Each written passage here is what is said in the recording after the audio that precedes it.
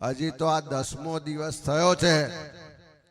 પેલા ગૃહમંત્રીના નીચે રેલો આવી ગયો છે અને સરકારના નીચે પણ રેલો આવી ગયો છે. હજુ ધીમે ધીમે જેમ યાત્રા આગળ નીકળશે, લોકોના મનમાં જે તકલીફો છે, પ્રશ્નો છે, દર્દ છે, પીડા છે, જે ગુસ્સો છે એ બહાર આવવાનો છે. જે લોકોના મનમાં ડર છે, જેને સરકાર, પોલીસ, પ્રશાસનની બીક લાગે છે, એવા લોકોના મનમાંથી ધીમે ધીમે ડર બહાર કાઢવાનો છે.